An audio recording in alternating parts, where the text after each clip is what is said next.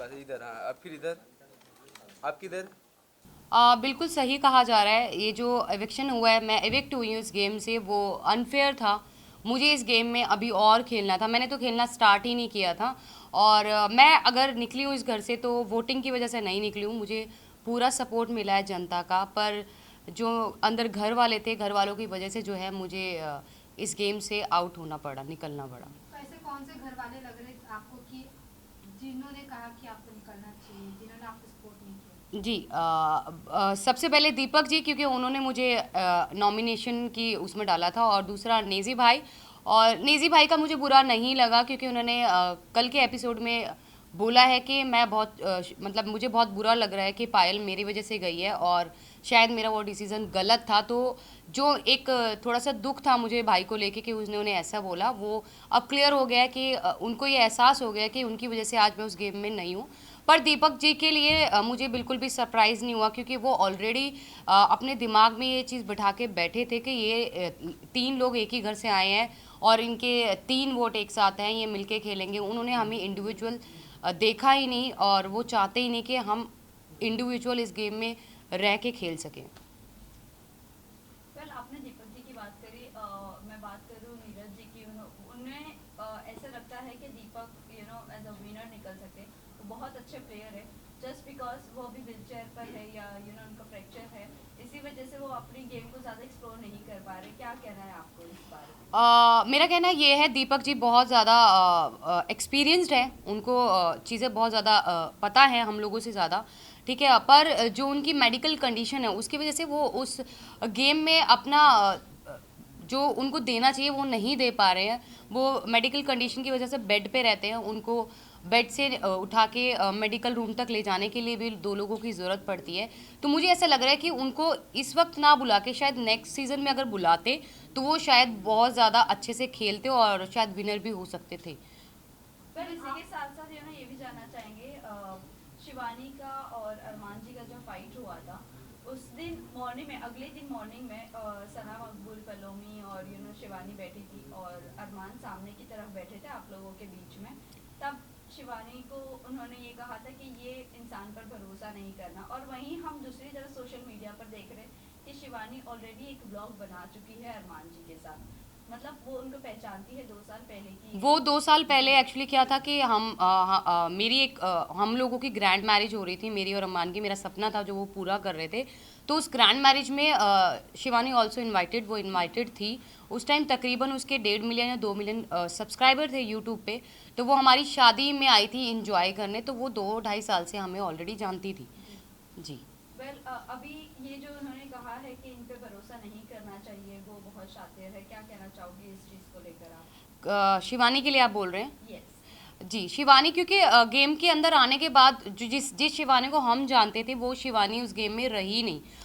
वो मतलब कहते हैं ना कि वो पहले से प्लान करके गई है, मुझे ये करना है तो मैं कैमरे के सामने रहूँगी, मैं ज़्यादा दिखूँगी। तो वो वही काम कर रही है। वो अपनी भाषा को लेके बार बार बोलती है कि मेरी भाषा लोगों को समझ नहीं आती। दूसरा, वो लोगों के सामने ऐसा प्रेटेंड करती है कि वो बच्ची है, वो छोटी है, पर ऐसा कुछ नहीं है, वो छोटी नहीं है गाइस। वो अपने घर को खुद चलाती है। और कोई भी छोटा बच्चा बिग बॉस शो में नहीं खेलने आता है, कोई समझदार ही बिग बॉस ऐसे कंटेस्टेंट लेके आता है जो गेम को खेलता है, खेल सकता है, और खेलने की कैपेसिटी रखता है और जीतने की भी रखता है। तो वो बच्ची नहीं है। दूसरा, उसकी हार्श बात करने का तरीका, वो अपने से बड़े की रिस्पेक्ट नहीं करी है। जैसे कि उसने रणवीर जी से बदतमीज़ी की, अरमान जी से करी बदतमीज़ी, मेरे से और क्योंकि हम ऑलमोस्ट हम सभी उससे बड़े हैं। अगर वो 22 साल की है तो आई वॉज 32 ईयर्स, मैं 32 साल की हूँ, तकरीबन 10 साल उससे बड़ी हूँ। तो उसने सबके साथ जो है बहुत रूड तरीके से बात करी, और किसी को भी अच्छे से बात नहीं करती है वो। वेल कई लोगों का ये भी कहना है कि हमें दूसरी मनीषा रानी नहीं चाहिए, एक ही काफ़ी थी।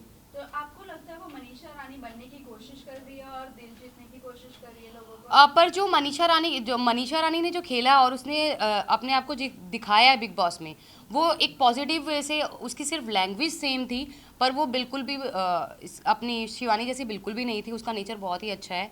और शिवानी जो है लोगों को डोमिनेट कर रही है। वो जिस तरीके से चिल्ला चिल्ला के बोलती है अपनी बात, आगे रखने के लिए वो चिल्लाती है लोगों के सामने, बदतमीजी करती है। जैसे बहुत सारे लोग, ऑलमोस्ट सभी लोगों से उसकी सिर्फ चंद्रिका और सना मकबूल और विशाल, शायद विशाल से भी उसका झगड़ा हो चुका है। ऑलमोस्ट सभी घर वालों से उसका झगड़ा ऑलरेडी हो चुका है। तो मनीषा ऐसी नहीं थी, मनीषा बहुत अच्छा पोलाइटली सबके साथ थी और बहुत अच्छा रिलेशन बना के गई सबके साथ। फिर आप लोग आपके रिश्तों के बारे में बाहर बहुत ज़्यादा ट्रोलिंग चल रही है, आप आपके रिश्तों को क्या कहना चाहोगे, रिश्ते के बारे में लोगों को क्या कहना चाहोगे जिस तरह से बाहर लोग एक्सेप्ट नहीं कर रहे हैं? वही आपके यूट्यूब पर आपके फैन फॉलोइंग ज़रूर होंगे, बट जब OTT पर आने के बाद वो चीज़ें लोग एक्सेप्ट नहीं कर रहे, क्या कहना है आपको? देखो हमारा रिलेशन ऐसा है, मैं मानती हूँ कोई भी इस रिलेशन को एक्सेप्ट नहीं करेगा और समाज तो बिल्कुल भी नहीं करेगा, पर बहुत सारी परिस्थितियाँ ऐसी हो गई थी हमारे रिलेशन में। हम लोग तीनों 1-1.25 साल के लिए अलग भी हो गए थे, हम सेपरेट भी हो गए थे, वो भी करके देख लिया था। पर जो बहुत सारी परेशानियाँ, तकलीफ़ हमने झेली है, मरने की कगार तक हम तीनों पहुंच गए थे, पर उन सबको समेट के हमने वापस अपने रिलेशन को बनाया है और इस रिलेशन में आज इतना प्यार है कि दुनिया की कोई भी ताकत हम तीनों को अलग नहीं कर सकती है।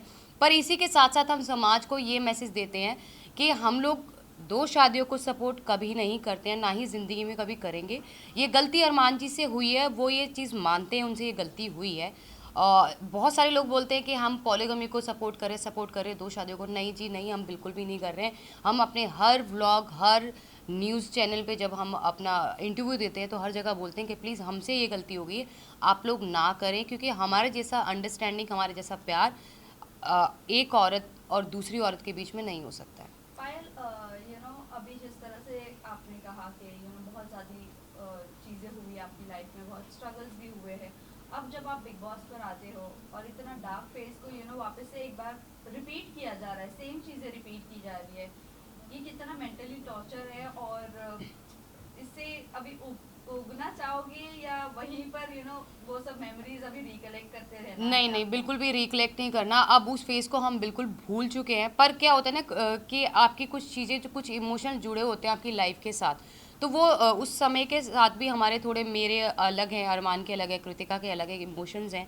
वो जब कोई बिल्कुल अंदर घुसता है ना तो एक डार्क फेस याद आता है और वो थोड़ा इमोशनल हो जाता है। तो लेकिन अब उस लाइफ को हम बिल्कुल भी याद नहीं करना चाहते और बिल्कुल भी नहीं उसके बारे में बात करना चाहते। इवन पायल, अभी आप घर से बाहर हो चुकी है, आप अपने बच्चों के साथ है, लेकिन आप अरमान को कितना मिस करेंगी? क्योंकि अभी वो तो घर के अंदर ही है। अरमान जी घर के अंदर है, मैं उनको मिस नहीं करूँगी, क्योंकि मैं उन्हें रोज़ 24 आवर्स लाइव देखूँगी और उनके हर एक जितने भी एपिसोड्स आएंगे वो देखूँगी, उनको मिस नहीं करूँगी, क्योंकि ऑलरेडी उनके पास कृतिका है उनके सपोर्ट के लिए, पर बाहर से फुल सपोर्ट दूंगी। जितने भी लोग मुझे यहाँ पे देख पा रहे हैं, आप लोगों ने मुझे बहुत प्यार दिया, मुझे बहुत सपोर्ट दिया। मुझे पता है मैं जो है, नॉमिनेशन मेरी अगर हुई है तो वोटिंग की वजह से नहीं हुई, मुझे फुल सपोर्ट मिला है घर वालों की वजह से मैं बाहर आई हूँ। मैं यही कहना चाहती हूँ जाते जाते कि आप लोग जी भर के, दिल खोल के अरमान और कृतिका दोनों को वोट कीजिए और उनकी आगे की पर्सनैलिटी आपको जो है गेम में देखने के लिए मिलेगी कि वो जेन्युइन है कि नहीं है। लास्ट जाते जाते लास्ट क्वेश्चन, जिस तरह अभी आपने मेंशन किया था, एक प्यार को पाने के लिए आपने अपनी फैमिली को खो दिया था, अब आपकी फैमिली का क्या फीडबैक है जब बिग बॉस से बाहर आ गई है? मेरी फैमिली का कोई फीडबैक नहीं है और मुझे नहीं लगता कि उनको मेरे फेम से, मेरे पैसे से कोई लेना देना है, क्योंकि ऑलरेडी फेम मेरे पास है, लोग मुझे जानते हैं, मेरे यूट्यूब से, मेरे इंस्टा से लोग मुझे जानते हैं। अगर ऐसा कुछ होता तो वो 13 साल में वेट नहीं करते मेरे पास आने के लिए। तो बिग बॉस OTT से उन लोगों को कोई फ़र्क नहीं पड़ने वाला। अगर आप ये वीडियो YouTube पर देख रहे हैं तो हमारे चैनल को सब्सक्राइब करें और बेल आइकन को दबाना ना भूलें। अगर आप Facebook पर ये वीडियो देख रहे हैं तो हमारे पेज को लाइक करें।